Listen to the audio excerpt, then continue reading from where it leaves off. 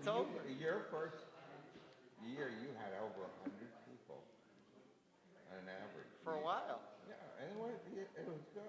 This place was filled. Yeah, not anymore. Well, There should be plenty. people get used to online, and it's not the same. I know. I don't understand it. You can't participate. There's no way to argue with you. You miss the camaraderie. I do. Yeah, that's what it's all about. Like not going in. Yeah. It's like I go to the You office. can do that the rest of the day. All right. Shabbat shalom, everyone. Shabbat shalom. Here we go. V'shamru b'nei Yisrael et ha-Shabbat la'asod et ha-Shabbat le'daratam berit olam. V'shamru b'nei Yisrael et ha-Shabbat la'asod et ha-Shabbat le'daratam berit olam. Ben Yuven b'nei Yisrael oti le'olam, oti le'olam. V'shamru b'nei Yisrael et ha-Shabbat la'asod et ha-Shabbat le'daratam berit olam. Ki sheshet yamim asa Adonai, asa Adonai et ha-shamayim ve'et ha'aretz. V'shamru b'nei Yisrael et ha-Shabbat la'asod et ha-Shabbat le'daratam berit olam. U'bayom hashvi Shabbat v'nafash, Shabbat v'nafash, Shabbat v'nafash. V'shamru b'nei Yisrael et ha-Shabbat la'asod et ha-Shabbat le'daratam berit olam. Baruch atah Adonai Eloheinu melech haolam, borei b'riah ga'afen. Amen. L'chaim. Oh boy. Okay. Great juice for Um, Blessing for study of Torah. Baruch atah Adonai Eloheinu melech haolam, asher kidshanu b'mitzvotav v'tzivanu la'asot b'divrei Torah. Amen. Okay, Shabbat shalom, everyone. We are very exciting. We're up to a new book of Torah. We are starting now Bamidbar, the fourth book of the Torah, and we're going to be looking at chapter 3 of Numbers, beginning with verse 1. And this is a boring Torah portion. This is a Torah portion that lists the numbers and tells you, that's why it's called Numbers. And it lists the numbers. And what's great is when you tell people how many people there were at Mount Sinai. So how do you know? I said, because they counted. There's a book called Numbers, and they tell you how many. Now they really only tell you men of fighting age who would go to the army, but we can extrapolate from that, and the rabbis do. Approximately 1.2 million Jews who were there. Now, this is not an exciting. We're part 3. In other words, the third triennial cycle, which is not an exciting part of the Torah. And in the hands of a lesser rabbi, this could be a really boring class. But don't worry.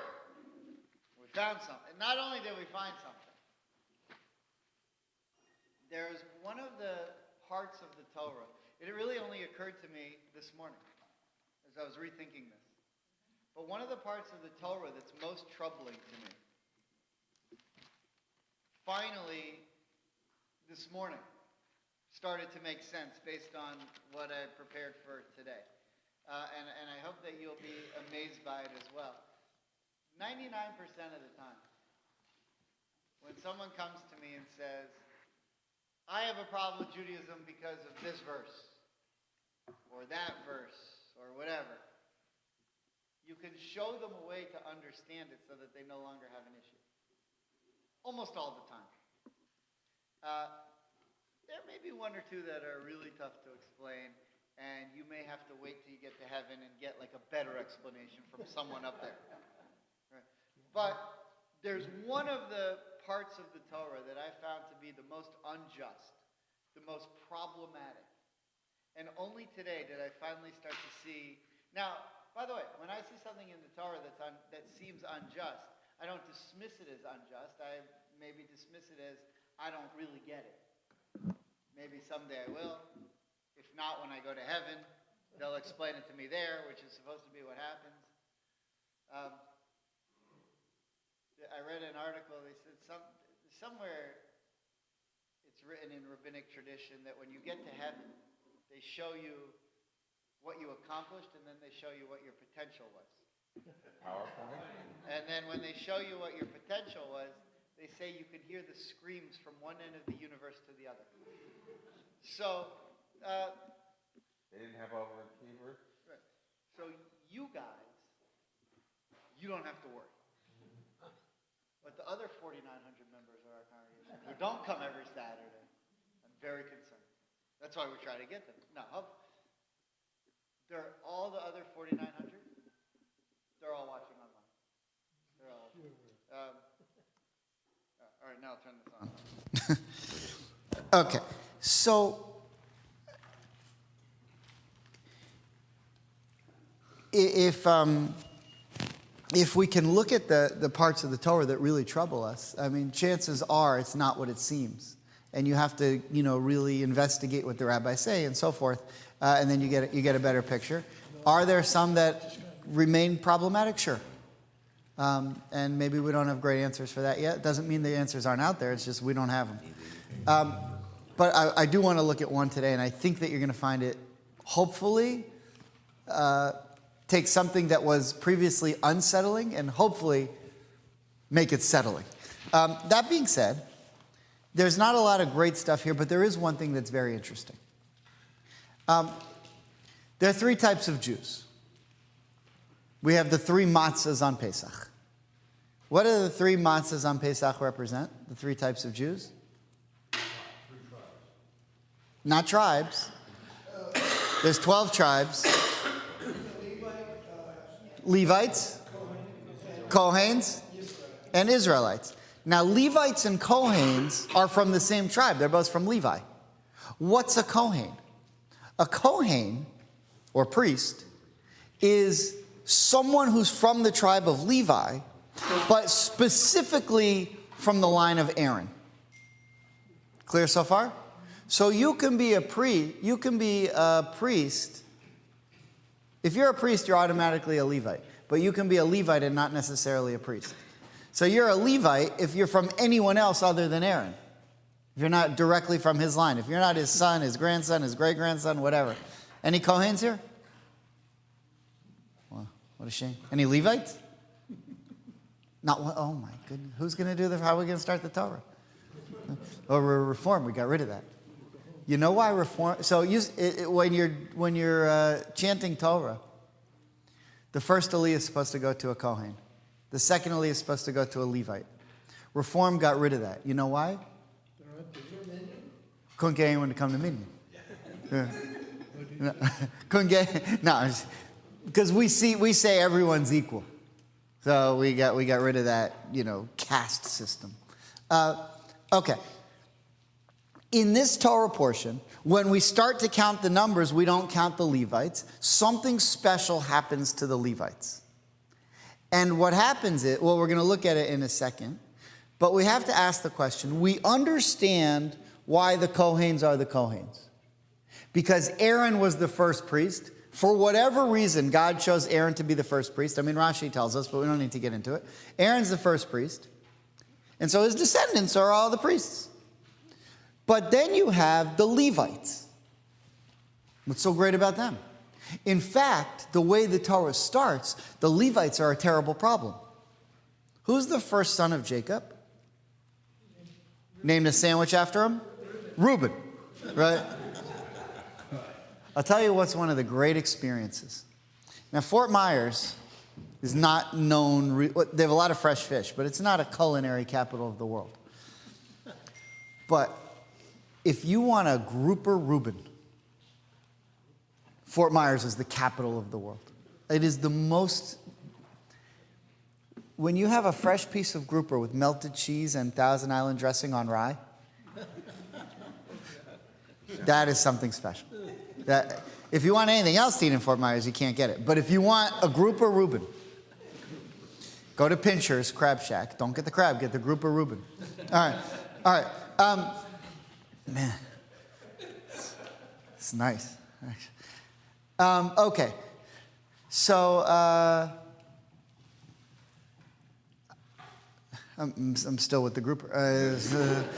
Man, what a sandwich. Who knows?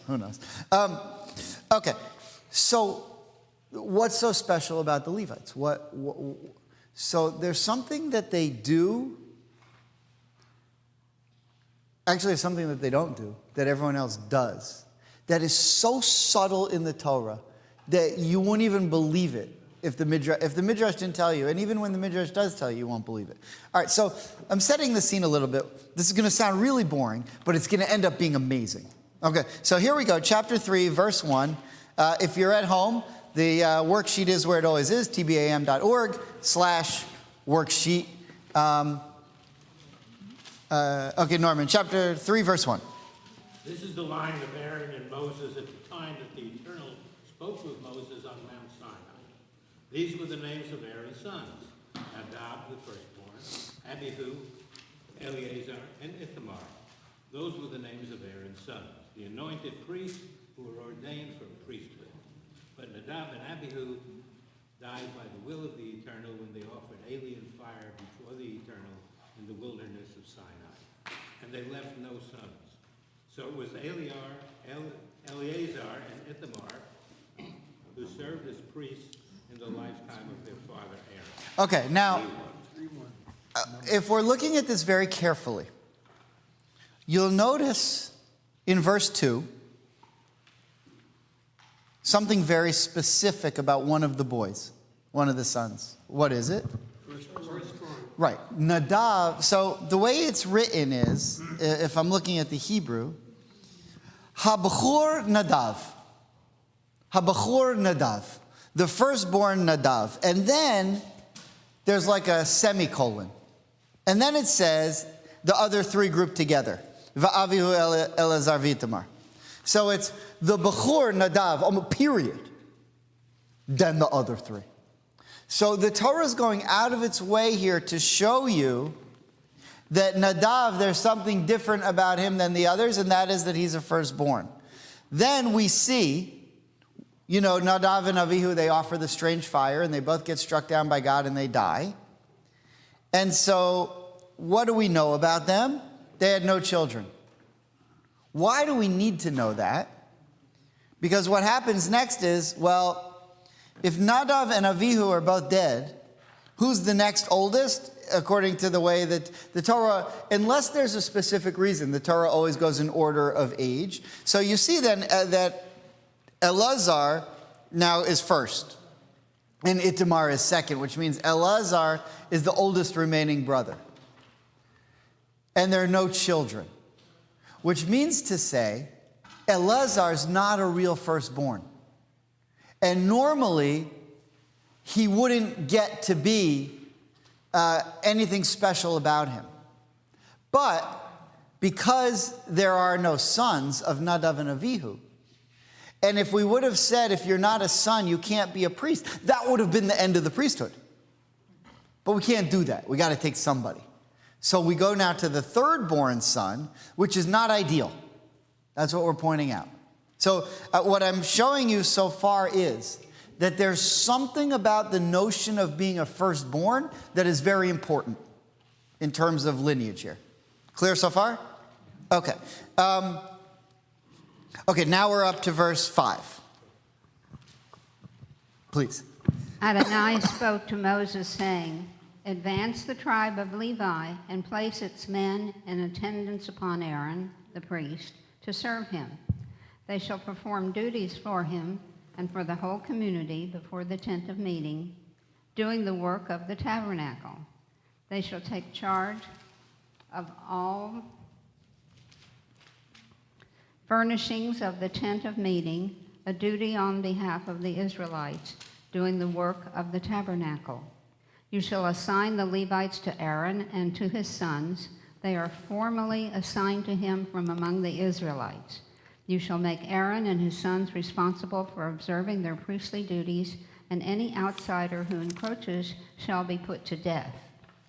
Adonai spoke to Moses, saying, I hereby take the Levites from among the Israelites in place of all the male firstborn, the first issue of the womb among the Israelites. The Levites shall be mine. Okay. I'm sorry, one more verse. Verse 13. For every male firstborn is mine. At the time that I smote every male firstborn in the land of Egypt, I consecrated every male firstborn in Israel, human and beast, to myself to be mine, Adonai's. Okay. So this is weird. This is weird. And without a very, very nuanced understanding, which the Midrash provides, and you read the Midrash and you say, where did you get that? Although we can figure it out. This makes no sense. What just happened? We have just set up here. Excuse me. We have just set up the caste system for the future of the Jewish people. Right? Kohen, Levite, everyone else, called Israelite. Later to be called Jew. Why Jew? Because the northern kingdom of Israel and the 10 lost tribes got swallowed up, and all the other Jews who lived at the time lived in the south, which was called Judea. And if you're from Judea, you're a Jew. Gesundheit. All right. So, now, we understand why the priests are the priests. We understand the Nadav and Avihu. We understand the Eleazar and Itamar, because God said, Aaron, you're going to be the first priest. Now, the truth is, if we go back to Rashi, the reason that Aaron is the first priest is because when God came to Moses and said, you're going to be the leader, what did Aaron say? I'll be his assistant. No problem. He didn't complain. Why could he have complained? Because he's the older one. He's the firstborn. And he didn't complain. And God was impressed with that. And God said, okay, you're going to be the spokesman. And because of that, eventually you're going to be, okay, so fine, he's the first priest. But the Levites we have a problem with. In fact, Levi himself, the actual guy Levi, was a problem. Like a mass murderer. Remember? Yep. What happened? So in the end of Genesis, when Jacob's on his deathbed and he goes and blesses every tribe, he doesn't bless Levi. So Reuben was the first one, but Reuben slept with his aunt. So that disqualified him. And then Simon and Levi, after their sister Dinah was raped, they went and killed the whole city. And Jacob, denounced them and said, you're going to make me odious now to these people. And so the firstborn was Reuben, the secondborn was Simon, the thirdborn was Levi, the fourthborn is now Judah. And that's where the kings come from. But the first three, they don't get blessings. There's a problem with them. And now we're saying this tribe that comes from this terrible problem, that has this terrible stain on them all these years, that didn't get the blessing from Jacob, they're now being elevated above everybody else. And we don't know why. Now, you could tell me you know why, but you can't prove it from the Torah. Actually, you can prove it from the Torah, but I'm saying it can be proven from the Torah, but I don't think you can do it. You guys. I'm challenged. And before this morning, I couldn't either. But I found it with the help of the Midrash. And I was amazed at how subtle it is, but how beautiful it is. And I'm going to show it to you in a moment. But now that the Levites are elevated, they replaced someone else, the firstborn. So we just talked about, look how important the firstborn is, and then we come and say, the firstborn is still holy. There's still something special about them. But the people who are going to be elevated above the firstborn, who were supposed to be elevated, are now going to be the Levites. So here's what I'm saying. Originally, it was supposed to be the priests, the firstborn, and everyone else. And it went to, instead of that, the priests, the Levites, and everyone else. In other words, the Levites replaced the firstborn for the right to be the helpers to the priests. Does that make sense? Let me say it one more time. The Levites replaced the firstborn for the honor of being the helpers to the priests. We haven't said why, we've just said that that's happened. Now, the whole goal of, God's whole goal was to pick the firstborn. And this was the biggest struggle in God's life. He's had a long life, like infinite. But this has been the biggest struggle. Because let's look at Jewish leadership. Abraham, not a firstborn. Noah comes. His firstborn is Japhet. But Shem is the one he gives the blessing to. Ishmael, firstborn, doesn't work out. So it goes over to Isaac. Esau, firstborn, only by a few minutes, but doesn't work out. Goes over to Jacob. And the idea is that if you're the firstborn, you're the one who's supposed to be offering the sacrifices. So Esau now is supposed to inherit the sacrifices, and the world will fall apart if he is the firstborn to offer the sacrifice, because he doesn't believe in monotheism. So what has to happen? His birthright of being the firstborn needs to be acquired by someone else. And what happens is Jacob really says to Esau, or Esau really says to Jacob, sure, take the birthright. I don't care about it anyway, because what it means is I've got to go do all that religious stuff with Dad. This sounds like my house. Yeah, it might sound like... I don't want to do that. Jacob says, no problem. I'll buy it from you. Give me the birthright. Now Jacob becomes the firstborn, which allows him to offer sacrifices. And he does. Okay? And so the idea is that it's the firstborn that is supposed to be the one that is involved with sacrifices. Fast forward to, now here's what I want to show you that from the Torah that's really amazing. If you could skip with me to or hold your spot and skip back to Exodus 32:6. Exodus 32:6. If you have the page, maybe you could shout it out in Plout. Page 646. 646. 495 in stone. Anyone have it? 32:6. Judy, do you have it? 495.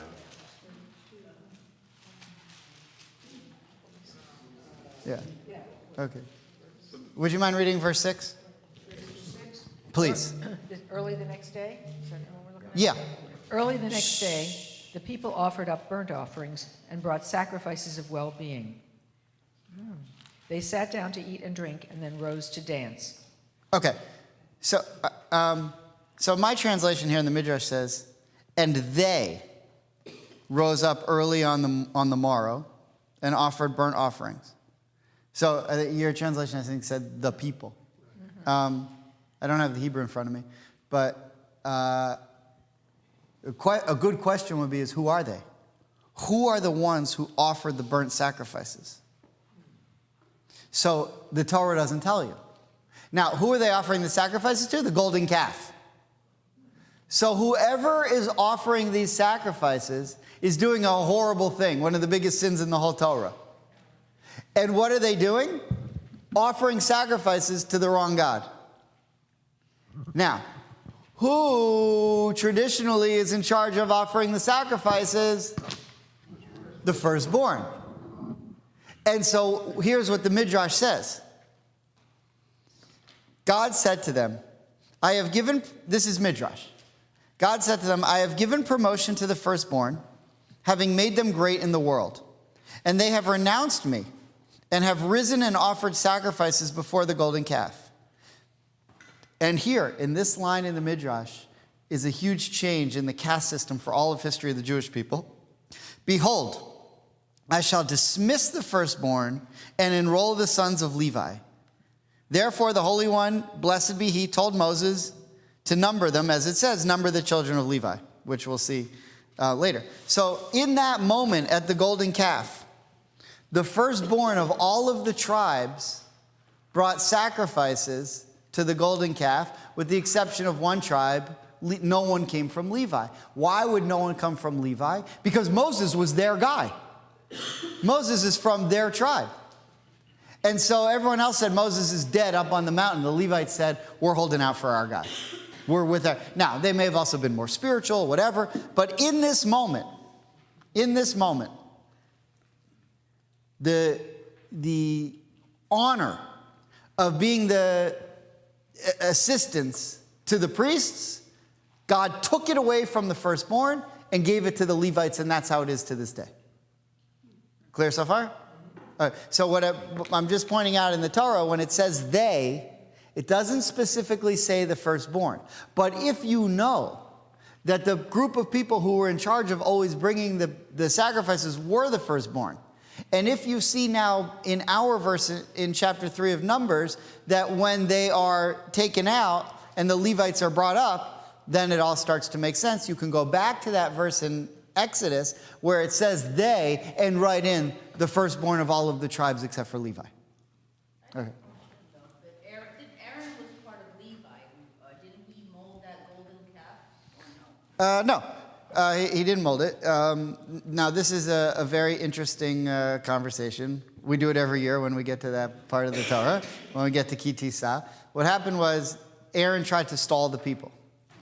And he said, go and grab all the gold and silver from your wives and your daughters. And he thought the women would never, because the women are more spiritual, the women would never give up their gold. But the men just grabbed it without asking. And they took the gold and they threw it into the fire. And then the Chartumim, the Eruv Rav, the mixed multitude of Egyptian diviners, said some sort of black magic, and out popped the golden calf. And Aaron survives the incident. And Moses comes down and he's forgiven. Okay. All right. What's this? Use them. Can you use them? Better? Yeah. What is the succession from the Levites to becoming a Kohen? Or is it just an inheritance? They don't become Kohen. The Kohens are still the Kohens and the Levites are still the Levites. But before this, being a Levite meant nothing. Now it means you're elevated to be what the firstborn were supposed to be. But a Levite, if you're a Levite, you can't become a priest. You can. That is only by you have to inherit that, right? So, yeah. Just a clarification on firstborn. Uh-huh. It has to be male. It has to be male firstborn. If there's a Correct. girl born first, and then if a girl is born first and then there's a boy born second, he's the firstborn son, but he's not the firstborn. Correct. Yeah, then it doesn't count. So it's got to be both things. And it also has to be through the womb. So if it's a C-section, it doesn't count because the Torah says from the womb. So, all right. We are up to, did we get to verse 12? Yeah. If you look at Rashi now. Oh, yeah, Danielle? Correct. That's Jewish law because the Torah specifically says the womb. So, yeah. I'm hung up on black magic. Black magic? Was that the devil? No, the Torah believes in black magic. So you see, like for example, when Moses comes and says to Pharaoh, God says to Moses, throw down your staff, and it turns into a snake. God turned it into a snake. Pharaoh says, big deal. I got magicians. Magician walks in, takes his staff, turns into a snake. That's black magic. Then they do a few other tricks. And now, who are the people who left with the Jews and said, we believe in God because we see your God's more powerful than us? A group of people known as the Khartoumim. Who were the Khartoumim? Pharaoh's magicians. And so they came in, they said some kind of spell. By the way, Moses does spells. When Jacob's coffin is raised from the Nile River, he says a spell. So there are people who are into Kabbalistic stuff believe in this stuff. You're not supposed to do it, right? So like you're not supposed to buy a Ouija board. Like you're not supposed to do that stuff. But the Torah, at least in ancient times, believed that there were those kind of powers out there. So if you look at the Torah, the verse says very carefully, they threw in the gold and out popped a calf. What? What does that mean? That's what the Torah says. I mean, you can take it or leave it, but that's what the Torah believes. I mean, how did Pharaoh's guys turn the staff into a... So the idea is that they knew something. Yeah. Okay, we're good? All right, so if we look at Rashi on Numbers 3:12. Numbers 3:12. Ken, would you mind reading the first Rashi there? It is through?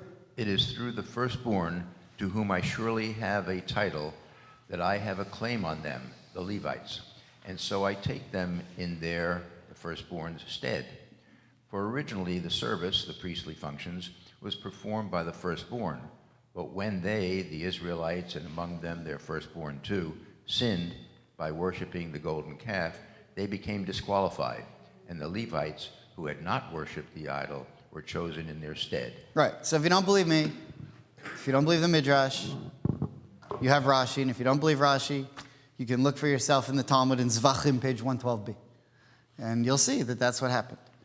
At least that's the story. Now, Rashi does something very interesting, something very nuanced that I never would have picked up myself had I not heard it from the rabbi that I love, Ari Khan, who I always listen to. I was listening to his lecture. It was an old lecture that he gave on this.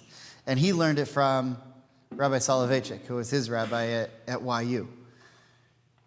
What Rashi does here is uses a term that is so nuanced that if you read it only in English, you would have no clue of understanding what was going on. But if you read it in Hebrew and you knew the nuance of that term, it opens up a whole new world for you. So where it says here that I have a claim on the Levites, so I take them in their firstborn's stead, there's a word in Hebrew which in its most basic sense means in exchange for. But in its halachic sense has a much more powerful connotation. So there's a word in Hebrew called temurah. Temurah. It's also the name of an entire tractate of Talmud. There's a tractate of Talmud called Temurah. And temurah means very simply in exchange for, but it's a halachic term. So I brought a definition from the writings of Rabbi Yirmiyahu Kaganoff. Who's he? He's the first guy that comes up on Google when you're looking for a definition of this term. But apparently he's a famous rabbi. Ken, would you mind reading that? So listen to what he says temurah is towards the end of here. Towards the end of this week's Parsha, the Torah mentions a very unusual concept called temurah. Someone who had consecrated an animal to be his korban subsequently changes his mind and decides to substitute a different animal for the korban. Okay, so what happens is you're going to offer a sacrifice and you pick this animal. You have a sheep. Say his name is Joe. Joe the sheep. And you pick, and once you've designated an animal for sacrifice, you can't undesignate it. It has to, you no longer own it. It now belongs to God. You can't shear it, you can't sell it, you can't have any benefit from it. But you could say, you know what, I was going to offer this sacrifice for this particular purpose. I have to bring a sacrifice, and this is the animal I was going to use to do it. But I've changed my mind because I just met Bonnie. She's a better sheep. So I bought her, and I said, all right, In place of this one, I'm now taking this one. That's tamura. That's in exchange for. Clear so far? Okay. But what are the consequences of doing that? So let's keep going. By doing so, he violates the Torah's prohibitions of lo yachalifenu velo yamir oso. Do not exchange it and do not substitute in its stead. The Torah teaches that as a result of his declaration, both animals now have the sanctity of that korban. Right. Korban means sacrifice, by the way. This means that the declaration succeeded in creating sanctity on the new animal, but failed to remove the sanctity from the original animal. Now, use of either animal for personal benefit is prohibited min ha-Torah. The animal that attains sanctity because of the second declaration is itself called a temurah, or the plural temurot. So the word temurah refers both to the prohibited act and to the animal that is now affected by that act. Okay. Clear? So all I really want to point out here is the second sheep, Bonnie, she's now going to go and be offered in the Holy Temple as a sacrifice. But the first sheep, Joe, still has sanctity. It can't be used for that sacrifice because you've replaced it. And you can't use it for another sacrifice because it was already dedicated for that one. So basically what you have to do is put it out to pasture until it dies. Sort of like the turkey that's pardoned by the White House. Yeah. Right. Yeah, but it still has a holiness to it. Now, think of the nature of that. You're taking one thing and replacing it with another, but you're saying to the other thing that you replaced, you still have something special about you. Rashi takes this term specifically and uses it to talk about the replacing of the firstborn with the Levites, which means to say that if you are a Levite, you have something special about you. And if you're a firstborn, what was special about you, you lost, but there's still something unique and special about you. You see how Rashi does that? It's unbelievably interesting. So you know what a pidyon haben is? Yeah. You buy back. Yeah. So when you have a firstborn male, you're supposed to find a Kohen, give him, silver dollars or some sort of coins, and that's the redemption of the firstborn, because you go to the Kohens who serve God and you give them a gift, and that redeems the firstborn. We still do that even though the Levites replaced the firstborn, because it was Tamura. They still have something holy about them. Okay. Clear so far? What Rashi just did there was fascinating. I never picked up on that before. Thank you. My question is, the firstborn is not considered firstborn if the mother conceived and lost the baby, the fetus. Correct. That's not what it says. It says the firstborn. And it doesn't say if you lose a fetus. Yeah. Well, yeah, there's a lot of things the Torah doesn't say about the rules of that. Like it has to be through the womb, like it has to be male, like it has to be the very first conception. There are a lot of rules that are illuminated or elucidated in the Talmud. That's usually the case. But what the Talmud would tell you is this is how we understand what the Torah meant. That's the point of the Talmud. Okay. If you just look at one more idea, the Chezkuni, a 12th century French rabbi, said, in place of every firstborn, these firstborn also had not been intended to inherit ancestral fields, ever, as they were meant to be the priests in their respective families. When the Levites were appointed to perform the tasks previously meant to be performed by the firstborn, they forfeited their claim to ancestral heritage in the land of Israel, and the firstborns, after redemption, could then lay claim to ancestral territory, as did all the non-firstborn. So when the Jews get to Israel, the Levites, they don't get a territory. They basically live in and around the Holy Temple. Now, a good question would be, what did the Levites do all day? So everyone else they didn't have to farm because they weren't supposed to. First of all, they didn't own land to farm in the first place. And second of all their food was provided for because everyone else had to give them food. Originally, that was how it was going to be for a firstborn. You're a firstborn, you show up in Israel, and they tell you, you have no home, you have no land. But you don't have to work either. Except the only thing you have to do is play music in the Holy Temple. So, right, and so that's what they did. It's like Bruce Springsteen said, and I never had an honest job. Right? Yeah, I mean, what does he do? Yeah, write some songs. Yeah. Okay, so actually he says he cut hedges to make money to buy his first guitar. And when he saved up $18 to buy his first guitar, he quit that job. And he always says, and I quit the only honest job I ever had. So, okay. All right. Getting ready for the bar mitzvah. A couple more ideas from Maimonides.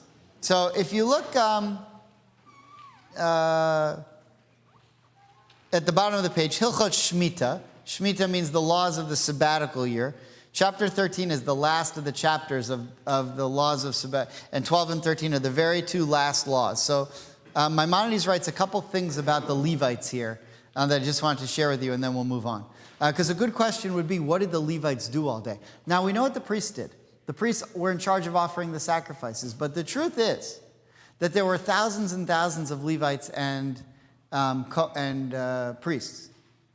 And you only needed a handful of priests every day to do the job.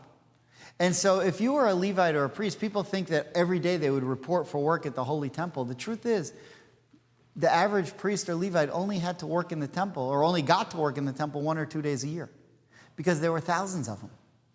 And there are only 365 days a year. And they only needed so many. They only had one altar. So they only needed so many to do it. So the rest of the time, the priests and the Levites, who weren't needed in the Holy Temple and weren't farmers and weren't allowed to really do anything else to make a living, what did they do all day? It's an interesting question. So you might say, well, they just studied Torah and everyone else paid them for it. Right? Because everyone else had to support them. So if you're in Israel today, yes, and you don't want to go to the army because you want to study Torah, you say, hey, that's how it's always been. But let's see what Maimonides says about it. Annabelle, would you mind? Number 12, why did the Levites? Why did the Levites not receive a portion in the inheritance of Eretz Israel and in the spoils of war like their brethren? Because they were set aside to serve God and minister unto him and to instruct people at large in his just path and righteous judgments, as Deuteronomy 33:10 states. They will teach you your judgments to Jacob and your Torah to Israel. Therefore, they were set apart from the ways of the world. They do not wage war like the remainder of the Jewish people, nor do they receive an inheritance, nor do they acquire for themselves through their physical power. Instead, they are God's legion. As it states, God has blessed his legion and he provides for them. As Numbers 18:20 states, I am your portion and your inheritance. Okay, so it's very nuanced, but do you see what Maimonides just said here? To instruct so because they were set aside to serve God and minister to him. So we understand that usually as the Levites were like the ushers in the Holy Temple, right? They show people, come this way, put your sheep here, you go there, and then we're going to go up and play like the harp and the lyre, and that's all we do all day. It's kind of like, this is what people think rabbis do all day. You show up on Friday, you show up on Saturday, and the rest of the week, you're in your office, who knows what he's doing up there, right? That's what I thought the job was. when I wanted to become a rabbi. I thought, you know, you had a nice office, you sat around, read a book, go home, take a nap. I didn't know that, like, it wasn't just Friday and Saturday. I can tell you it's not. It's every day. But what do? What do the Levites actually do? They don't just sit around and play the harp and lyre all day. They don't just sit around and usher and tell people where to stand in the holy temple. Look what it says. As Deuteronomy 33:10, they will teach your judgments to Jacob and your Torah to Israel. They were the intelligentsia. They were the carriers of the tradition. They were the ones who went out and taught the kids and explained Torah to people and sat by the gates of the city and taught classes. But basically, they were the ones who learned, not for the purpose of sitting around and doing nothing and getting out of going to the army, which they did get out of going to the army, but they sat around and learned so that they could go and teach Torah to everybody else. That's what their job was. And the priests too. They were the teachers. That was their main job. And really, to inspire the people and to keep the traditions alive. So, it is a lot more. Now, so if you would say Maimonides would be in favor, this is the most spiritual way to live. But if you would say that today, Maimonides would look at the state of Israel and say it's okay for hundreds of thousands of people to get out of the army because they're studying Torah all day and not teaching anyone anything, just studying themselves, and that they should be supported by welfare. Maimonides said that anyone who takes money for learning Torah goes to hell. You're not supposed to take money for learning Torah. Learning Torah is the gift in itself. The reward, learning Torah, that is the reward. Now, if you want to make a living teaching Torah and training students, that's different. But to just sit there and learn for yourself, that is the reward. Why should someone pay you for getting that reward? That's Maimonides. You can take it or leave it, but that's what he thought. Okay, last one, number 13. Annabelle, would you mind reading that one too? Not only the tribe of Levi, but any one of the inhabitants of the world whose spirit generously motivates him and he understands with his wisdom to set himself aside and stand before God to serve him and minister to him and to know God, proceeding justly as God made him, removing from his neck the yoke of the many reckonings which people seek. He is sanctified as Holy of Holies. God will be his portion and heritage forever, and will provide what is sufficient for him in this world, like he provides for the priests and the Levites. And thus David declared in Psalms 16:5, God is the lot of my portion. You are my cup. You support my lot. Okay, so one of the things that we see here is that there is this group of people who have a specific holy task, the firstborn, and then because of their actions, namely bringing sacrifices themselves in front of the golden calf, they lose that reward, and they're replaced by the Levites. But in that tamura, as Rashi explains, being replaced, they still maintain their holiness. Why do you think that is? What's the point of maintaining the holiness? Why not just say you've been replaced and you've lost it? Why do they maintain it? Serve a function. Well, yeah, what do you mean? They can serve a function by teaching Torah to, The firstborn? the firstborn can, by getting... I mean, anyone could they don't have any more of a right to teach Torah than anybody else, though. You see what I'm saying? They should know better, right? Maybe because they had that holiness, they have something to offer. But it's not a right that they have that other people don't have. This is achieved by birth, and so it can't be taken away. Okay, so they achieved it by birth. It is taken away. The rights are taken away. It's like if you when you join a golf club, they tell you, you now have the privilege of playing our golf course. It's like, no kidding, that's why I joined. Right. Now that you've paid us hundreds of thousands of dollars, you have access. We'll let you play. No kidding, that's why I gave you the money. Yeah, I mean, so these people are like, they're now members of the club, but they don't have access to the club. They don't have tea time. Right. They're members. They get the newsletter. They pay the dues, but they can't play golf. But if they play with a member on a Tuesday and it's raining, then they can play 9 holes. Right? That's usually how it goes. Ed, did you have a comment? Once something has been given to God, it's been given to God. You can't just take it back. If it's spoiled, but it's still God's. Right, exactly. And that's what happens with the sheep.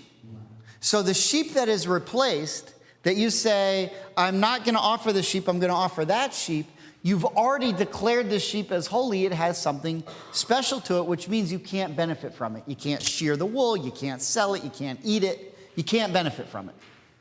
It still maintains its holiness. And my question is, well, why? Yeah?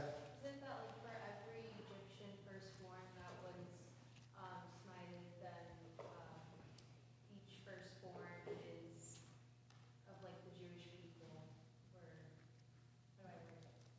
were consecrated? Yeah. Basically, like because Yeah. it's God's, like you can't take that back, and so like they still carry like God with them, especially as they travel through the desert. Because you said last night that like it wouldn't just be a fleeting moment, and they wouldn't. Oh, very nice.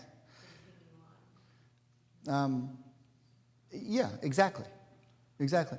So, I mean, I think what the point is that these people have been taken to do something holy, and they've been declared holy.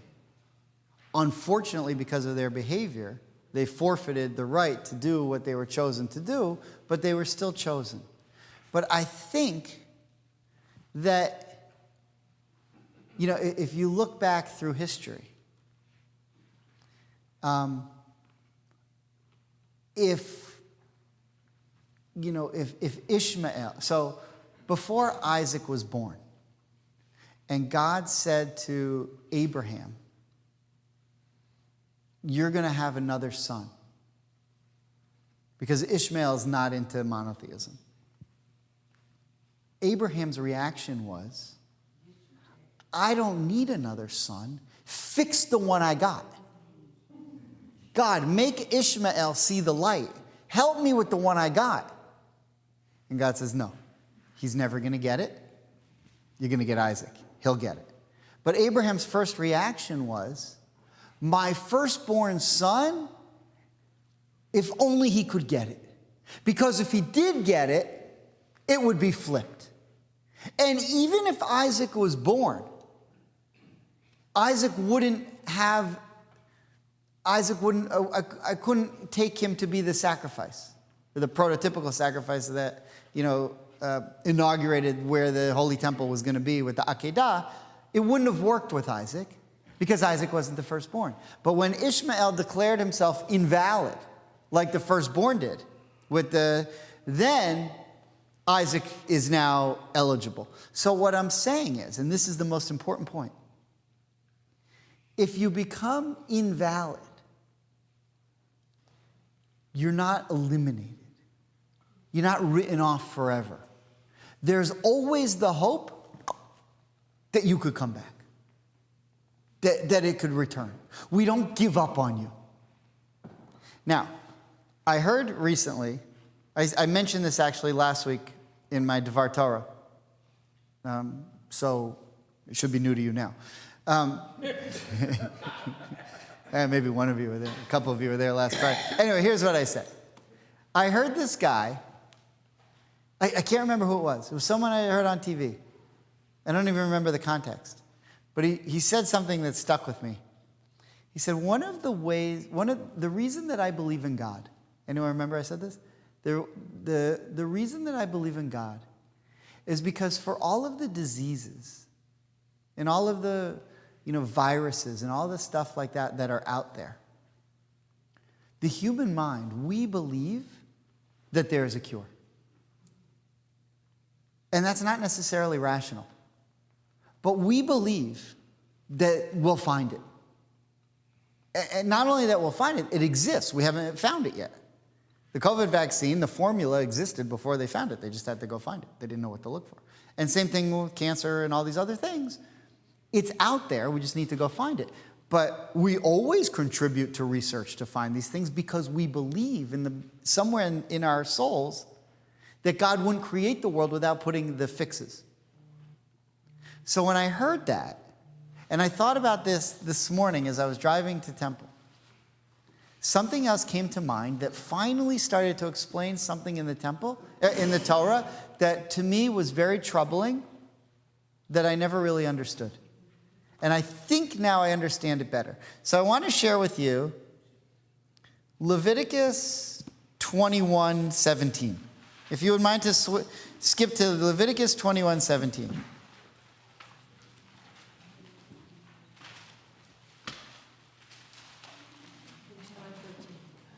Page 513 in plaque.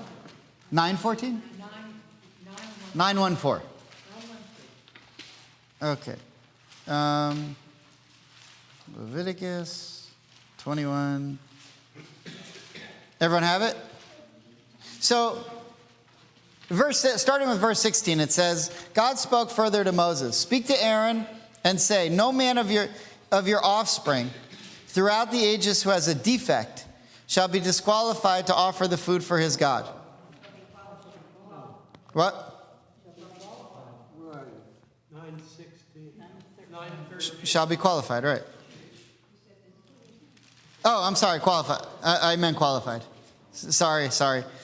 Who has a defect shall be qualified to offer the food of his God. No one at all who has a defect shall be qualified. No man who is blind or lame or has a limb too short or too long. No man who has a broken leg or a broken arm, or is a hunchback, a dwarf, or has a growth in his eye, has a boil scar, or scurvy, or crushed testes. No man. Okay. So, to me, this was always one of the hardest sections of the Torah to understand, and I had a real problem with it because it doesn't seem fair.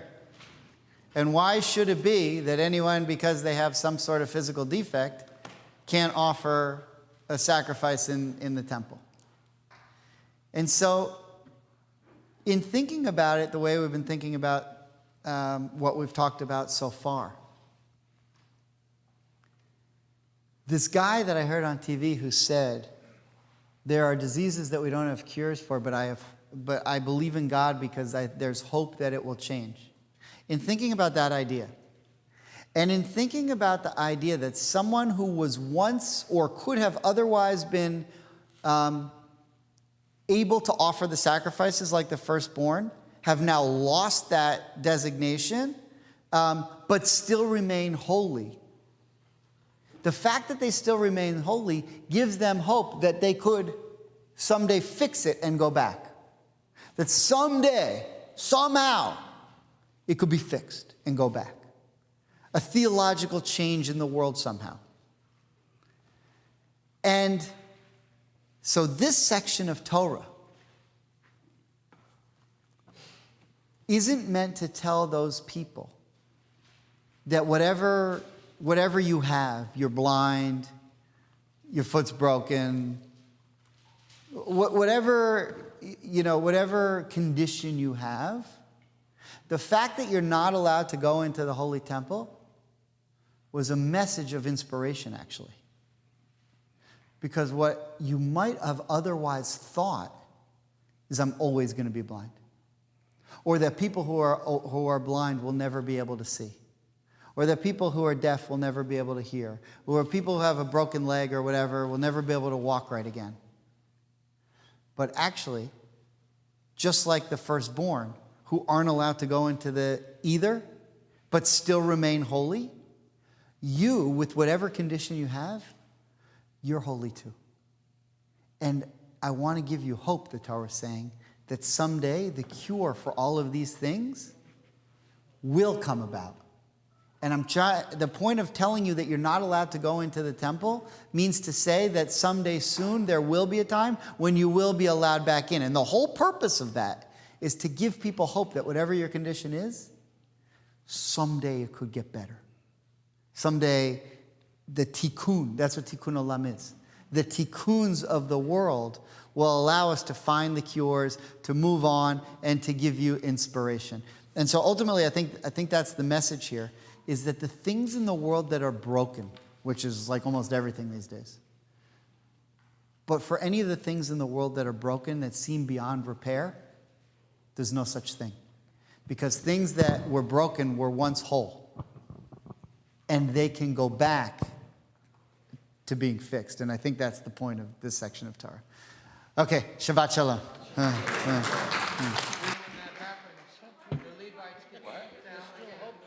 Yeah, it's fleeting, but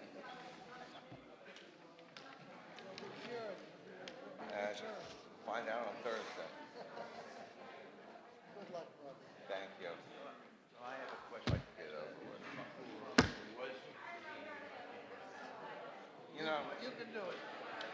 this section reminds me. I don't agree with it. This section reminds me when God says, "Bring me the following animals without blemish to be a sacrifice." Or what the Levites almost did an in the elitist. temple. You know, one of the, I Had it- heard this, the rabbi was giving a lecture many years ago. And it was when the I don't buy that. I don't buy He said, this. you know, this is. Find me a Egalitarian. Find me a human without blemish. And back then, no one ever expected to get well. They're going to die for what you got it. You're going to die. Whole story, because if Jews don't accept Jesus, they have to live in exile. So when they came back home, they couldn't recognize him because it went against their theology. Ultimately, the Pope came to Israel, and this rabbi said, if the Catholic Church could change its theological approach to Jews, things could be fixed. By the way, the other thing is, we often say, a pig could become cooked. You know how to say pig in Hebrew? Chazir. Chazir is chazar, to return.